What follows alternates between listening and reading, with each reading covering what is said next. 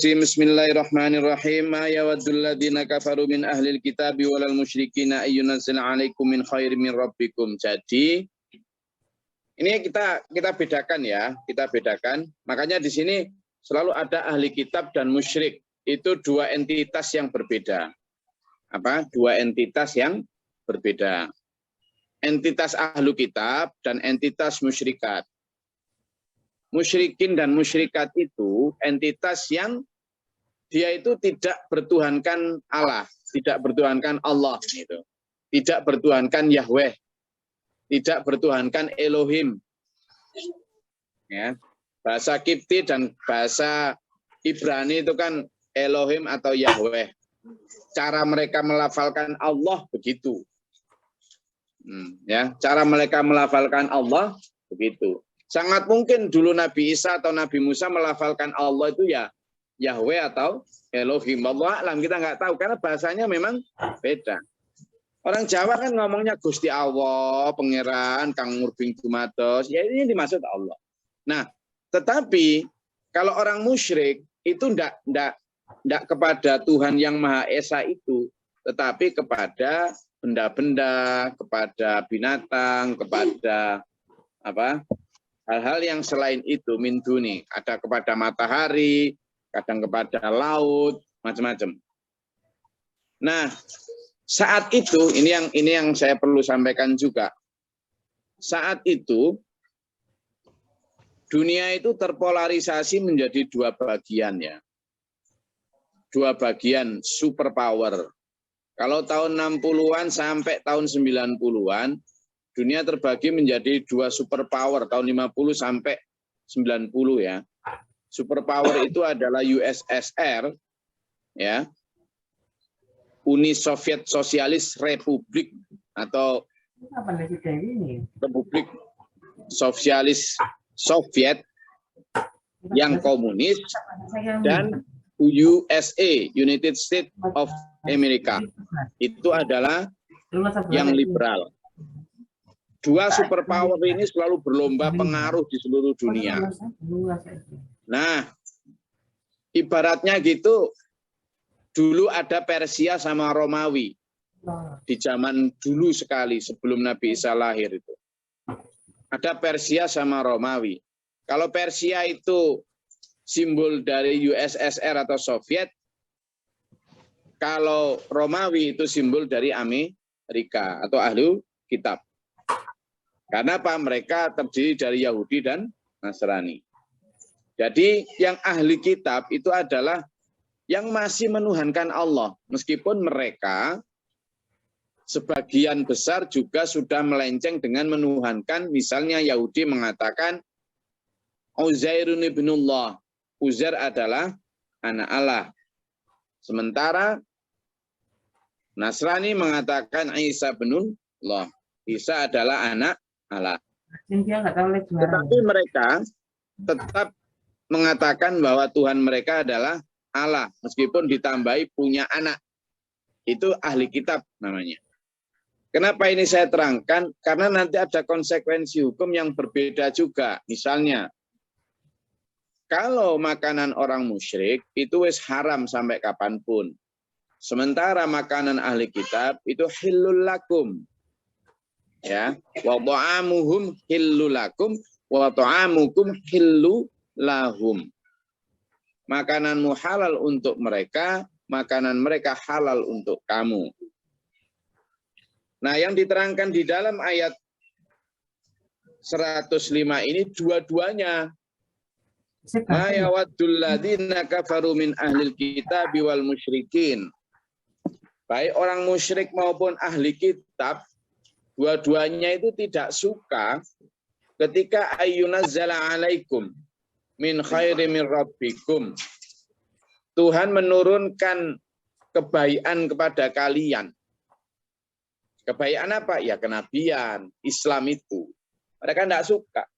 Kenapa? Kalau orang Yahudi, harusnya nabi terakhir yang paling hebat itu ya diturunkan dari suku Bani Israel. Kok ini enggak Bani Israel? Kalau Bani Israel itu kan keturunannya Ishak. Kalau Nabi Muhammad SAW itu keturunannya Ismail, itu jadi ada semacam apa? Ego trah, ada semacam kebanggaan dan primordialisme trah. Ya, primordialisme trah bahwa harusnya nabi-nabi dari dulu mulai dari Nabi Yakub, Yusuf, Ayub, Zakaria, Yahya, Ilyas, Zulkifli, Dawud, Sulaiman, Musa, Isa, banyak itu. Itu semuanya dari nabi-nabi yang berasal dari kalangan Bani Israel.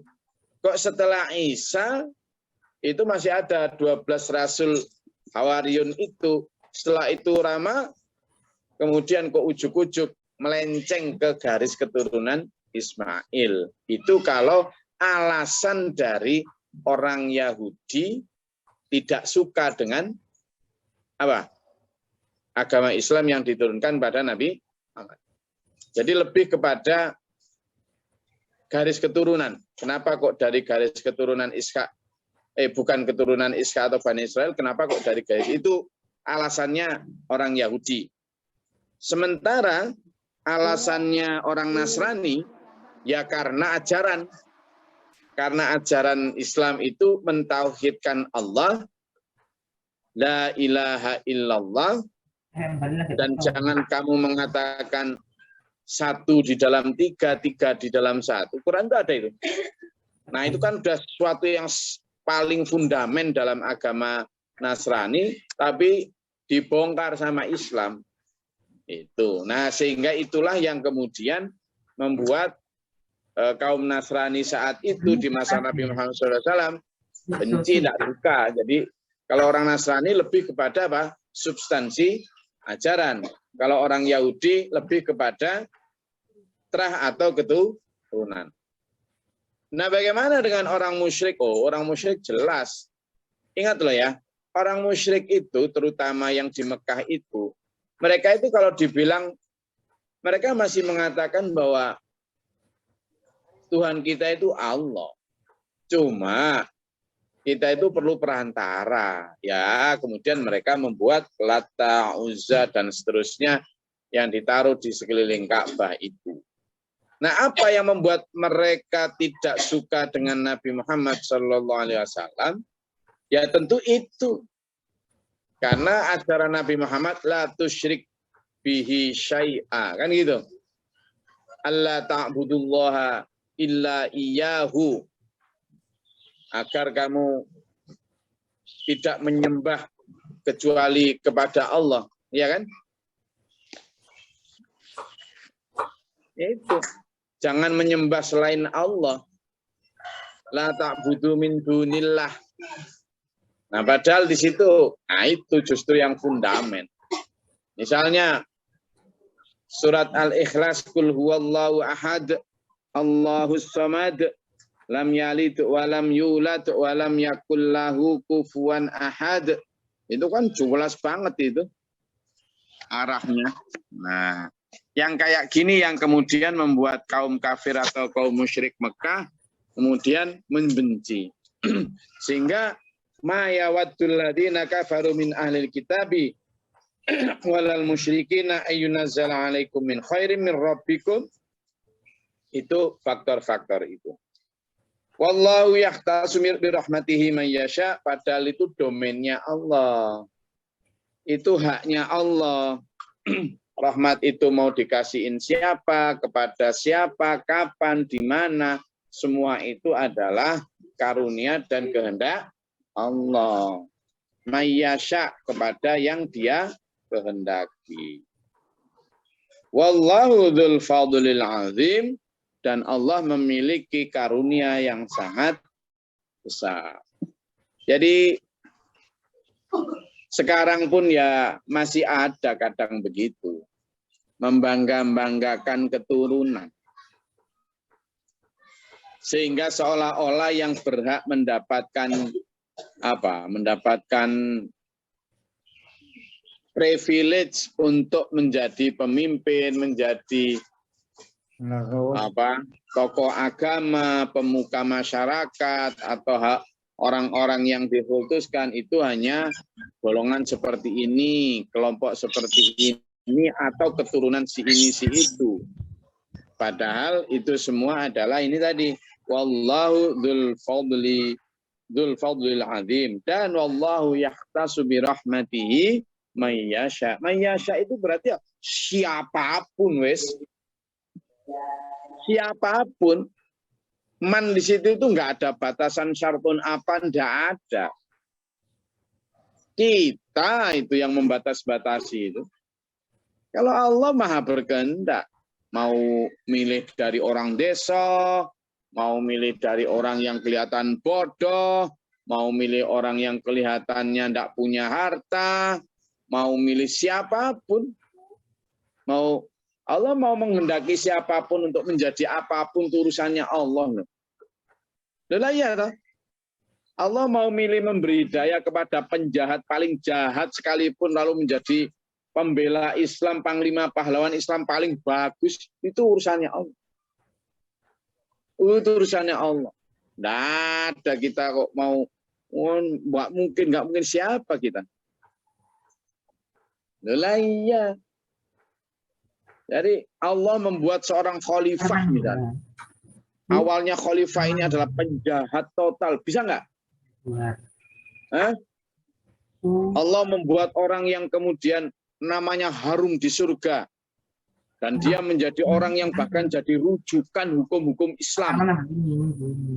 Padahal sebelumnya jahatnya setengah mati. Boleh enggak?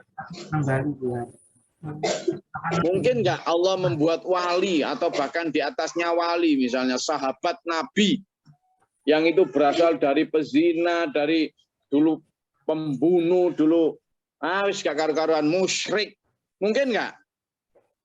Oke, itu haknya Allah. Kita ini siapa kok membatas-batasi? Siapa kita ini? Nah, kita selama ini itu gemar membatasi Allah dengan kriteria kita, saking tidak punya sopannya kita. Nah, itulah. Kenapa saya bilang begitu? Loh, Umar bin Khattab itu, saya mau tanya sekarang. Dengerin semua, ayo. Ini ya, biar nanti semua tahu. Halo. Sekarang sampean tarawih, ya. Ramadan ini tarawih enggak? Tarawih toh? Mayoritas umat Islam tarawihnya jam 2-3 malam atau jam 8, jam 7 tuh? Hah? Yang sore, Gus. Sore toh? Sore.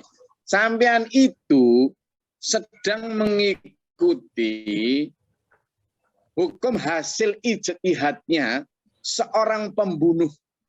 Seorang mantan pembunuh, seorang mantan pembenci Islam, orang yang bahkan nyaris membunuh Rasulullah. Siapa? Umar bin Khattab. Jadi umat Islam sedunia mayoritas sekarang itu, ya toh, dalam konteks tarawih itu mengikuti seseorang yang dulunya adalah pembunuh, ya kan? Adalah pemakan ribut. Memang waktu itu masih musyrik, gak ada hukum kok. Bahkan anaknya pun dibunuh. Anaknya yang masih kecil, baru umur tahunan, perempuan dibunuh. Tapi karena Allah Maha Kuasa, Allah Maha memberi hidayah, Allah Maha segalanya, Maha berkehendak, Maha memberi hidayah, itu urusan Allah. Lalu dibalik menjadi seorang yang panglima perang Islam, dan menjadi khalifah, menjadi orang bergelar Al-Faruq, apa? Pembeda antara hak dan batal. Orang yang cintanya kepada Allah dan Rasulnya melebihi segalanya, bahkan berani mengorbankan nyawanya, hartanya, dan semuanya untuk agama. Tidak ada yang berani. Sewaktu Umar masuk Islam, itu masih di Mekah. Masih di Mekah. Pengikut Islam itu masih sangat sedikit. biasanya orang masuk Islam itu menyembunyikan keislamannya. Dia diam-diam melaksanakan ibadah. Tapi Umar ketika diberi Allah hidayah, dia itu malah langsung menuju pasar-pasar. Woi, kalian tahu nggak? Aku Islam. Aku Islam sekarang. Rumah-rumah orang tokoh-tokoh itu dor. Ada apa, Umar? Kamu tahu sudah? Aku ini Islam. Kamu jangan bercanda. Iya, aku Islam. Mau apa? Semua. Bahkan tempat berkumpulnya para tokoh pemuka masyarakat Mekah saat itu didatangi. Aku Islam sekarang. Lagi. Coba bayangkan. Kalau Allah sudah berkehendak membalik hati orang. Padahal sebelumnya Umar itu kemana-mana nyari Nabi Muhammad untuk dibunuh. Jadi itu hak Allah. Makanya jangan buat kriteria yang sesuai dengan nafsu kita. Kalau dia itu alim apa segala macam itu harus begini begitu. Siapa kita? Ya. Jadi sekali lagi, ayo kita memahami wallahu yahtassu birahmatihi may yasha di ayat 105 surat Al-Baqarah ini secara luas seperti itu ya, Dulur ya. Supaya kita tidak terjebak pada kebencian-kebencian primordialisme, kebencian-kebencian sektarianisme, dan bahkan mungkin yang sifatnya nasab saja. Jadi tidak ada jaminan. Maka ayo kita membuka kemungkinan Allah memilih para ahli ibadah, para ulamanya yang baik, ulama warasatul anbiya, itu dari orang-orang yang mungkin tidak terkenal, mungkin juga tidak memiliki kriteria-kriteria yang dibuat-buat oleh orang itu. Wallahu alam, itu urusan Allah sendiri. Atau bahkan memilih mujadid yang dijanjikan Allah dan Rasulnya muncul setiap 100 tahun sekali itu juga dari kalangan orang yang nggak terlalu ahli kitab. Bisa jadi. Wallahu a'lam. Itu urusan Allah. Ya, ayo cerdas. Terima kasih. Monggo, kalau ada yang mau disampaikan silakan.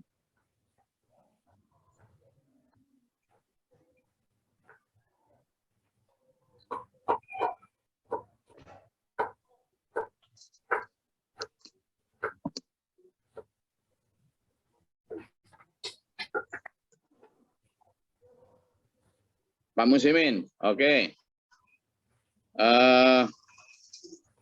Pak Muslimin atau Mas Teddy tadi yang mau bicara, silakan.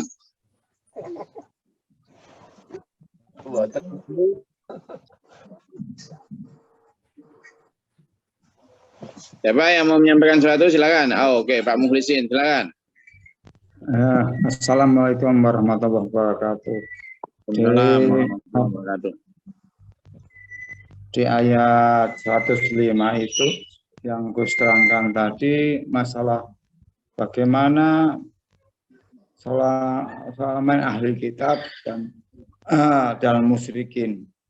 Saya bisa pahami itu.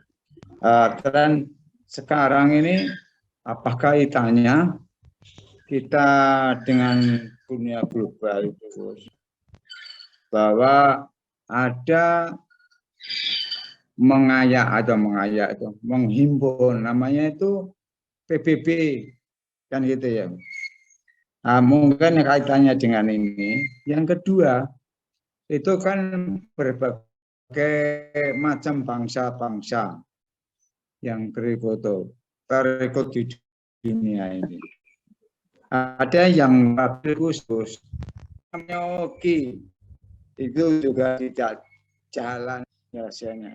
Itu hanya orang, makanya saya mengartikan orang-orang yang ahli agama atau yang beriman. Nah, ternyata orang yang beriman ini atau Oki itu kalah itu dengan apa itu PBB itu. Nah, ini kaitannya dengan apakah menyangkut kira itu yang satu menjadi nasab keturunan, yang satu karena suatu kepemahaman. Itu bagaimana mengulasnya ini? Oke. Makasih. Saya jawab yang kedua dulu karena yang pertama tadi kurang terang. Yang kedua adalah tentang Oki dan PBB ya. OKI itu kan organisasi kerjasama Islam ya. Ya.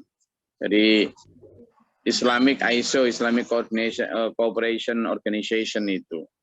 Kalau saya melihat itu dulu memang lumayan solid dan powerful, punya power lah. Artinya bargainingnya kuat ketika terutama ketika Amerika Serikat dan Uni Soviet masih menjadi penyeimbang antar dua kekuatan besar, sehingga Amerika tidak bisa semena-mena mengacak-acak dunia Islam. Tapi setelah tahun 91, puncaknya di tahun 92, 93, 96 itu, begitu Uni Soviet runtuh, ya Uni Soviet runtuh itu, nah itulah yang kemudian menjadi awal merajalelanya Amerika dan sekutu untuk mengacak-acak negara-negara Islam. Sejak itu pula OKI sebagai sebuah organisasi itu dilemahkan dari dalam. Sudah tidak punya lagi bargaining, tidak punya lagi hak tawar. Bahkan pertemuannya aja kita kurang dengar. Dulu kan mesti itu di dalam pelajaran-pelajaran SD itu ada kita itu Indonesia ikut-ikut organisasi OKI. Organisasi OKI itu ada berapa, 20. Sekarang kan tidak ada itu diajarkan. Dan kita tidak pernah dengar event OKI. Jangankan OKI misalnya menyuarakan ini tidak pernah dengar. Karena apa ya? Pertama yaitu tadi dilemahkan. Dan kedua juga sekarang Arab itu sering tidak mewakili Islam. Dunia Arab loh ya, bukan hanya Arab Saudi. Dari Kuwait, Qatar, segala macam-macam itu Uni Emirat Arab. Itu sekarang udah berusaha melepaskan dari citra memang bukan luar. Mereka sendiri kayak misalnya sekarang Arab Saudi sendiri itu berusaha melepaskan diri dari citra Islam. Mereka mencoba untuk membangun citra baru sebagai negara modern. Istilah mereka punya sebagai perspektif masa depan, padahal sebenarnya sedang ingin meninggalkan jubah-jubah keislaman. Dan memang seperti itu sejak dulu. Sehingga apa? Saya rasa itu kenapa PBB masih lebih berkuasa? Ya sebenarnya bukan karena PBB yang lebih berkuasa atau makin berkuasa, tapi sebenarnya yang Islam yang makin lemah. Beda itu. Mereka sebenarnya tetap sama aja. Kitalah yang melemah sehingga mereka tampak lebih kuat. Dan seperti itu. Memang Islam itu kan terjadi fermentasi di dalamnya ya. Sehingga mau tidak mau harus kita akui segera itu untuk menjadi paham karena katanya dengan surat ini kan ketidaksopanan pengatur dunia itu orang-orang Yahudi terhadap nabi-nabi dan sahabat-sahabatnya. Dari Bani Israel ternyata banyak di Amerika. Nah, sedang Rusia itu Bani siapa tuh, Gus? Ya itu. Oh, jadi gini, sebenarnya di Rusia pun banyak ya, orang Bani Israel itu banyak. Jadi ya tadi makanya saya sebut mayoritas waktu itu sistem pemerintahan terutama. Meskipun Rusia saat itu sistem pemerintahan komunis, tapi di beberapa negara bagian Federasi Rusia atau Federasi Uni Soviet, itu ada yang mayoritas Muslim yang sekarang misalnya memerdekakan diri, misalnya kayak Chechnya, kemudian Kazakhstan dan seterusnya banyak itu mayoritas Muslim, tapi sistem pemerintahnya memang komunis gitu loh. Ya. Oke. Masih Gus. Yang pertama tadi apa? Sudah sambung, kejawab dua-duanya ya.